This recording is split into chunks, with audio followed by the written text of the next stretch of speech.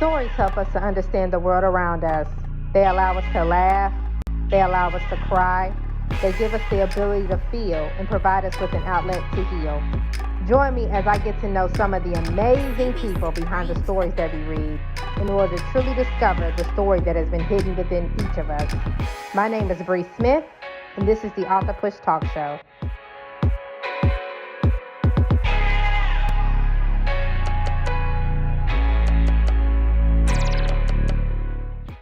Welcome to another episode of the Author Push Talk Show. I'm your host, Bre Smith, and today we have a phenomenal author with us. Her name is Different Caldwell. Thank you so much for being on the show today, Different.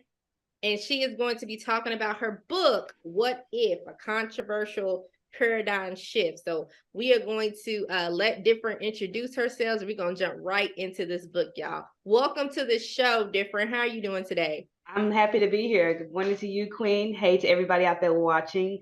Glad to be here. Yes, my name is Different, spelled Different. I'm excited. Thank you so much for having me on here. Yeah, no problem. So can you tell the viewing audience just a little bit about yourself? Most definitely. So, like I said before, my name is Different. I'm an author, motivational speaker, and CEO of my own small business, Third Eye Entertainment LLC, a business that strives to bring social awareness to society through our products and services in which educates, inspires, and entertain all at once.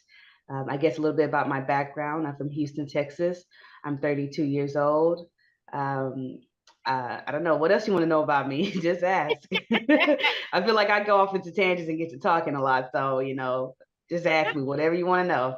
Yeah. No. Thank you so much for that introduction. So let's jump right into your book. Mm-hmm. Okay. What if a controversial paradigm shift? So Yes. I guess let's talk a little bit about the book. And first off, what made you gravitate towards that title for your book? Um, well, for me, I guess I have to go back. It's more than for me than just the book and how it stemmed from. This came about for me getting my mental health in check. Um, and I guess so to bring it to how I came about the book would be to go back and say, so if you guys got time to listen, I can share. So like I said, I'm from Houston. I guess in my background, I started off by the age of 11. I had a pretty good upbringing until that time, and that is where me and my family ended up homeless on the street for around 3 years. And it stayed that way, living from pillow to post, literally slept at bus stops, cars, parks, shelters, and at one point even slept in a crack house. Um, and it wasn't until I was the age of 14 when a family member secretly placed me in foster care. They did not tell the other family members where I was for around 6 months. And within that 6 months, I found out that if, in the state of Texas, if you age out of foster care, they would pay for your tuition to college. And so then, right then and there, a light bulb went out in my head, and I just decided to use my street smarts to elevate my book smarts, and made that decision to spend the next 4 years being in the system. That's a whole nother story within itself. Um, but God still had plans for me because I went through that, trial and tribulation, and came out of that and ended up with a full ride to 4-year state university. And I ended up going to Sam Houston State University, and I graduated from there. And within that experience, it was just blessings on blessings. I was able to start my own student organization titled Pay It Forward. And within that, this is where my motivation speaking bug was planted. I would go to different high schools speaking about the importance of education and sharing my testimony. And kids would come up to me afterwards and tell me, hey, I'm going through the same thing, or I didn't know the state of Texas would pay for my college. And so, as well as I got the opportunity to travel abroad. I studied abroad at Kim Young University in South Korea. And within that opportunity, I got to travel to 8 other countries in 2012. And that's where my travel bug was planted. And fast forward to 2023, I'm up by just about 50 countries that I've traveled to. By the time I get done with that, I had my bachelor's degree in international business. I got 2 minors in economics and business communication, as well as I have a master's degree in entrepreneurship. I just got my real estate license renewed, as well as I have my insurance agent's license. Um, but all those blessings is still, as an adult, um, I still had issues to deal with inside me. What I went through in my childhood followed me through my adulthood, to where I was squandering all opportunities that came my way. Coming up in a chaotic environment, chaos was normal to me. And so when I got placed in foster care, it was like a completely different world. I was actually placed in good foster home with Black parents or Black foster parents, who had college degrees and lived in houses, big, nice houses. And that was just completely foreign to me. And so for me, I felt it was too good to be true. And so, my thought process was I'm the captain of my own ship. I decide to where it's time for, to sink it. And so that's what I would do. I would sabotage all the good things that came to me and that followed me throughout high school, college, and into my young adulthood, and to where I was squandering, career opportunities that came my way because I didn't feel it was good enough for me. There was one that set heavily on my mind to where I had a meeting with a well-connected person, and I just let those demons in the back of my head get to me, telling me, "Hey, you're not good enough. They're just taking mercy on you because you're a foster kid." And so I purposely showed up late to that meeting, and it just left a sour taste in that person's mouth. And years later, here I am sitting back, looking on it, regretting it, wishing, shoulda, coulda, woulda, until I had to face the ugly truth. I had to look myself in the mirror and say, whatever I went through as a child, it wasn't my fault. It was out of my control. But as an adult, it's on me to fix that problem. And Yeah. so I had to face that ugly truth and just tell myself that, although Black people don't do therapy, this Black girl is gonna go do some therapy and get her some help and get her mental in check. And that's just what I did. And so getting real with myself and talking with a therapist and being consistent about it as well is what led me to writing my book. That therapist encouraged me to get back into journaling, and that's where it started. And as well as being stuck in the house for the pandemic, couldn't go anywhere, and so that fed into my depression. And here it is, a couple of months after May 25th, 2020 happens, the day that George Floyd dies. And, he's from, we're both from Houston, excuse me, Houston, Texas. I'm from Fifth Ward, he's from Third Ward. And so his protest was right down the street from my house. And so I wanted to get involved. I wanted my voice to be heard, but when it all came down to it, I couldn't. I just felt that if I'm going to, have my voice being heard, I wanted to last longer than the protest, then after I'm gone. So that is where, I started to think, pray and meditate and ask God, what is it that I can do, to have my voice being heard that's going to catch people's attention as well as put me on the map. And slowly but surely, he started showing me, little things here and there. I was watching the movie A Time to Kill, one with Matthew McConaughey and Samuel Jackson.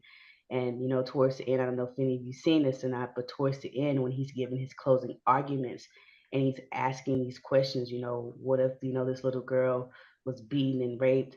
And then he asks that question, what if she was white?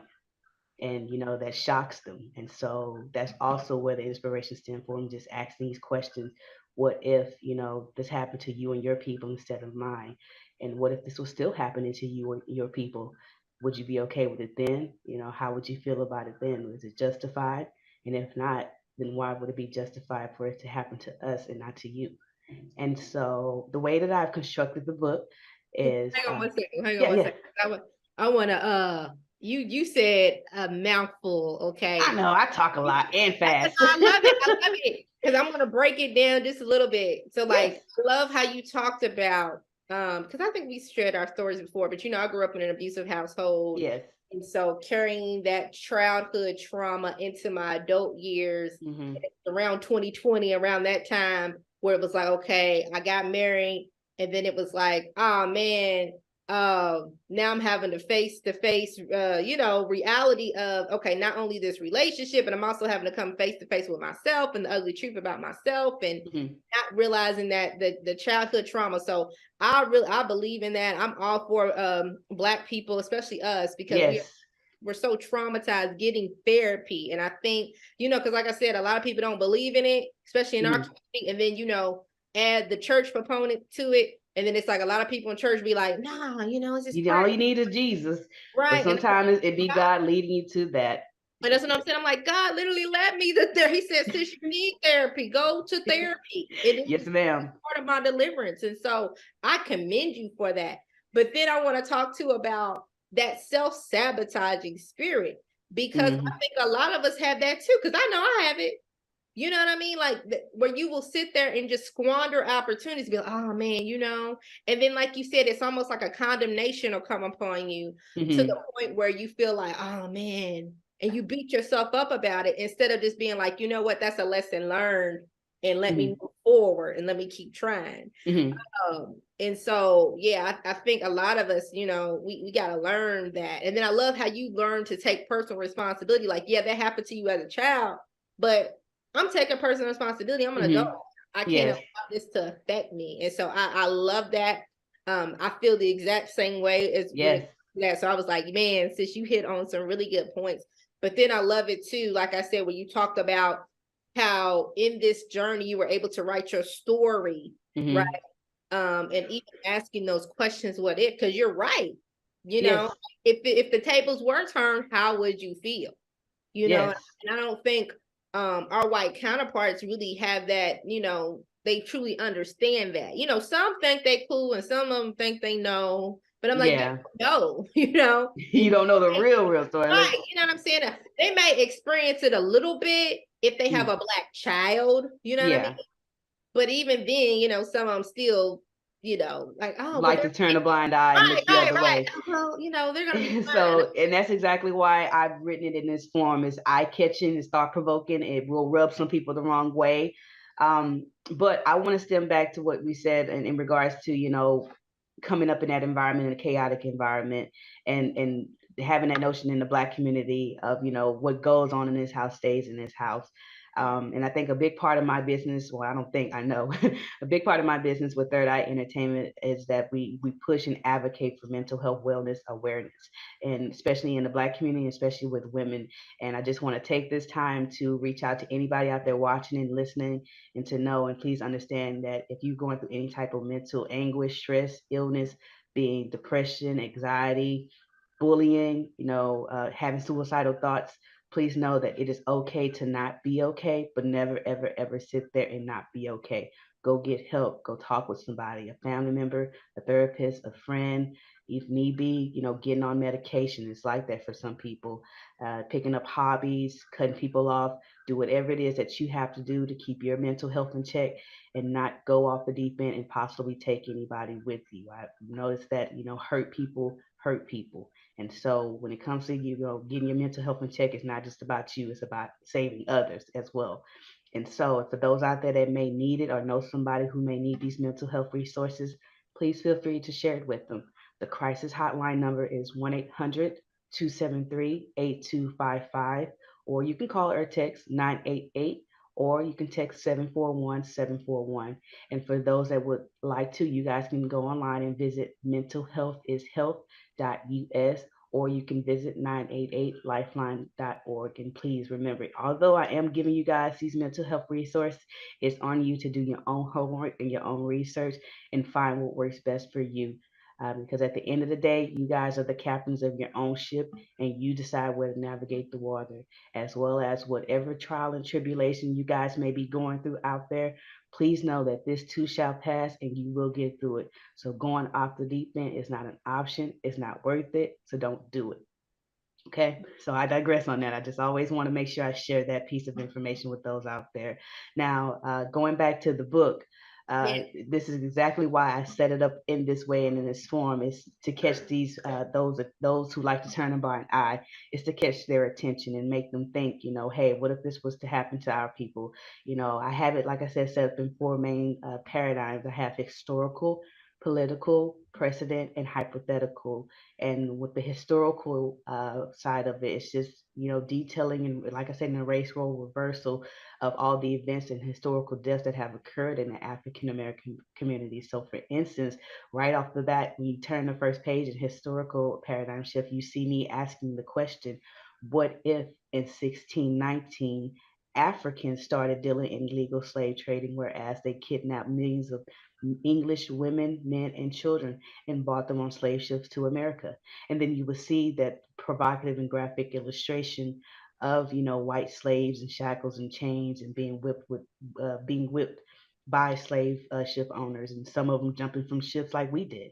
And so it's basically, none of the things I'm saying is false. These are true events that have occurred in America. These are factual, things. Only thing is that it's just a race role reverse. It's just different skin pigmentation. It's just flipped. And so, and it's the point of the book is just to get that conversation rolling that needs to be had. And often, in my theory, when we have these conversations consistently and keep pushing for, change, or talking about, accountability and acknowledgement of the wrongdoing that's still ongoing, not just with the past, that's still ongoing. And then, in my theory, that is where we can see, systemic change over time. I'm well aware that it's, change doesn't happen overnight. It takes more than one person, complaining and moaning about the issue. It's going to take, multiple people from multiple backgrounds, not just black and white, to come to the table and have these conversations that need to be had, as well as for those, that have common sense and that are mature enough, and as well as, again, be advised that this is a sensitive content. I do have the parental advisory sign on the book. But for those that are mature enough and have common sense, be it black, white, brown, yellow, whatever the case may be, that understand between, the first three paradigms, hypothetical, political, and president, and they can make it through to, excuse me, a hypothetical paradigm. They will see it's not just about pissing people off or rubbing people the wrong way. I'm talking about unity, coming together as one, accountability, acknowledgement. I not only just mentioned, black and whites. I pay homage to Native Americans, Muslims, Hispanics, even the LGBTQ community are included in this book as well. And so, for those out there that are, mature enough to handle it, please go to my website, differenceworld.net, and get your copy of it. I often tell people, if you can't take the heat, then don't bother coming to this kitchen. But I'll switch it up and say, if you can't take the heat, still come on to the kitchen. Just get your little fire blanket. You'll be okay. Because that's the point of it all, is to have these conversations that, people like to turn a blind eye to. As well as, I also want to know, for anybody out there that may be feeling or thinking that this book is like a tool to inspire, radical black people to uprise against the white community. No, it's not. Please stop that. It's just simply a book that pushes that envelope and gets the conversation rolling. And the reason, and you asked earlier, what made me come up with the concept of controversial? Well, looking back on it and doing my research and seeing, the TV shows they have out there, uh, society likes controversy, whether we want to admit it or not. It gets people attention, they gravitate towards it. So that is why I chose the controversial route, because it would get your attention.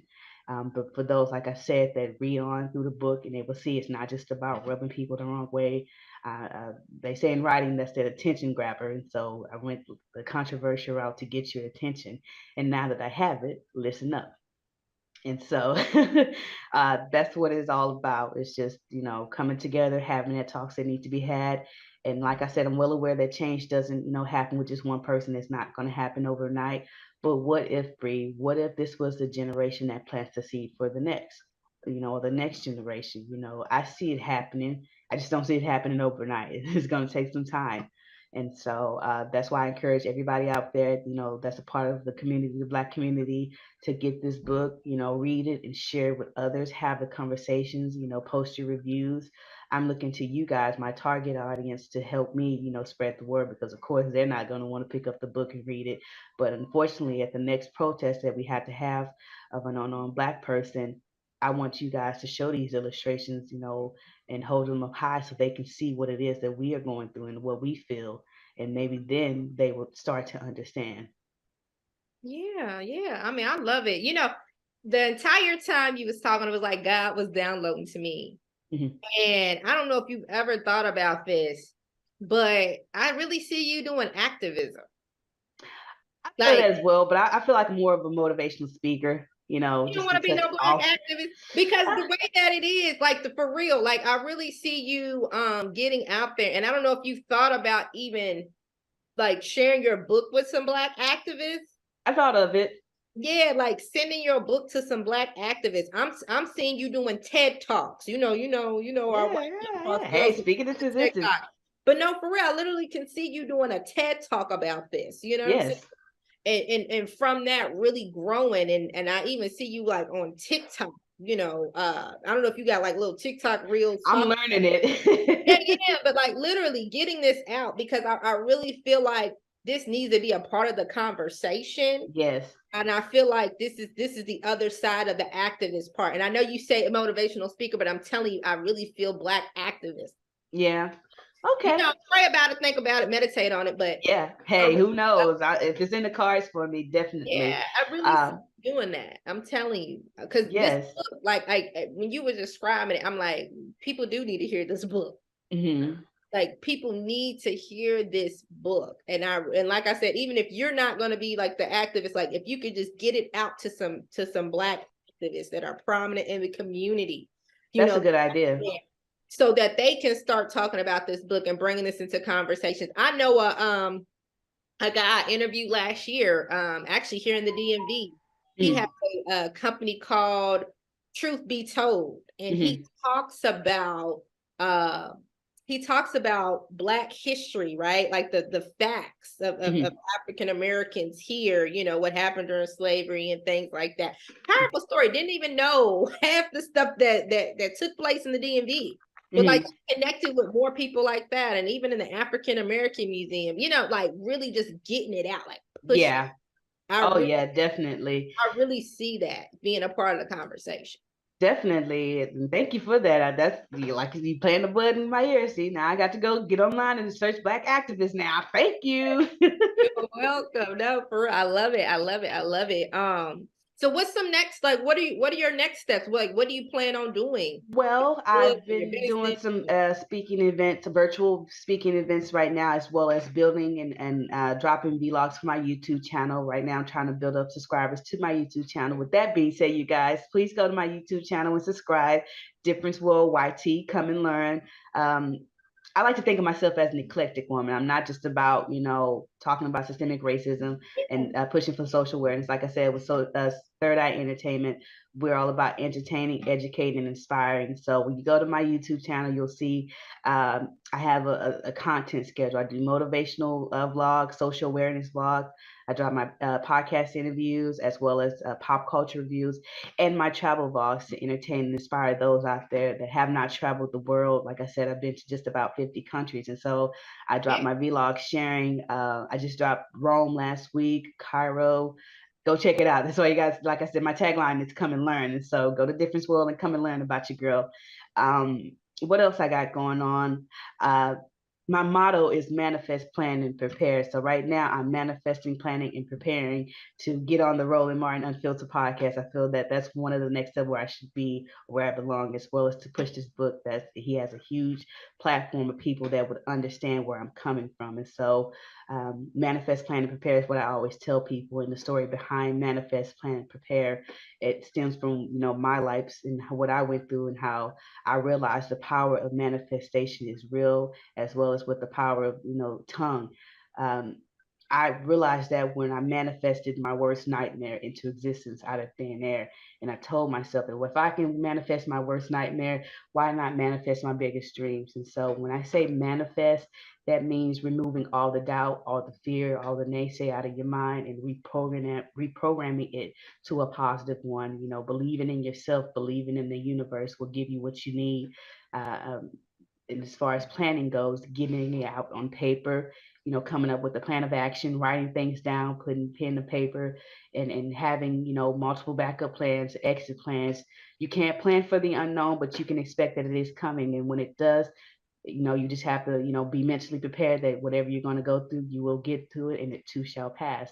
Now, as far as preparation side goes, that goes into a little bit of what I said earlier when it comes to getting your mental health in check, your spiritual health, your financial health, your physical health, cutting people off that mean well, cutting, mending broken bridges, so that whatever it is that you're manifesting and planning for, when it comes to you, you can be prepared for it. You would know how to handle it and you wouldn't squander it like how I did in my early 20s. I had a lot of good things coming my way and I squandered it because I didn't know how to handle it. I didn't feel that I was worthy of it or that it was really truly going to last a long time. So I just, sabotaged it so would nobody have to hurt me.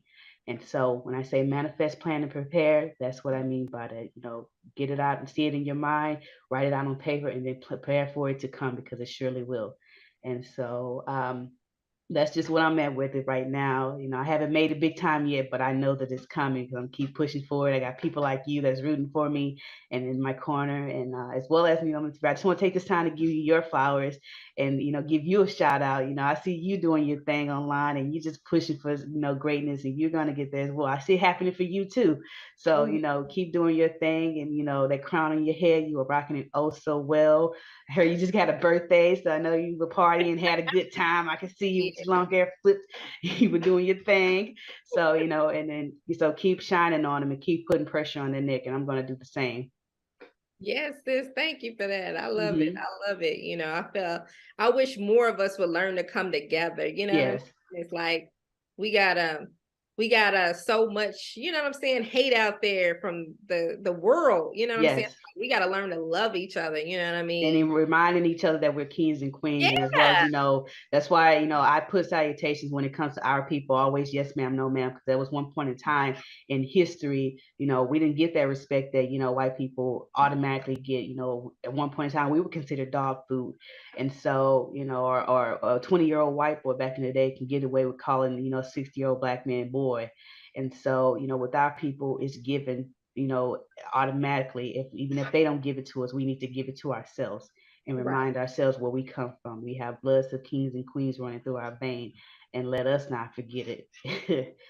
So again, I just want to thank you guys so much for having me on. I truly appreciate it. You guys don't forget, go to my website, differenceworld.net. You can check out all my other social media handles, my Instagram, my Twitter, and I'm learning IG. I'm learning TikTok, so I'll be on there shortly. But definitely go to my YouTube channel and subscribe. That's where I'm at most of the time. Difference World YT. Come and learn. As well as don't forget to go to my website, differenceworld.net, and get a copy of my book, What If? A Controversial Paradigm Shift, and please leave me reviews. I definitely appreciate all the love and support. Thank you, Ms. Bre, for having me on the show. Big shout out to you and yours. And, like I said, keep shining and keep putting pressure on their neck. I truly appreciate it. And remember, you guys out there, whatever it is in life that you are feeling you're destined for, you have to manifest, plan, and prepare for it. And then it will surely come to you guys. Difference World. Come and learn. Amen. Well, thank you guys. You guys have heard it first. If there's any activists out there, Black activists, please hook up with Different. Yes. Get our book. Let's help spread this message. I think you need to be a part of the conversation. And once again, thank you so much for coming on today. Well, guys. Thank you for having me. Yes, girl, you are always welcome to come on the show. Definitely. Well, thank you guys so much for joining us again today on another episode of the Author Push Talk Show. Until next time, bye. Peace.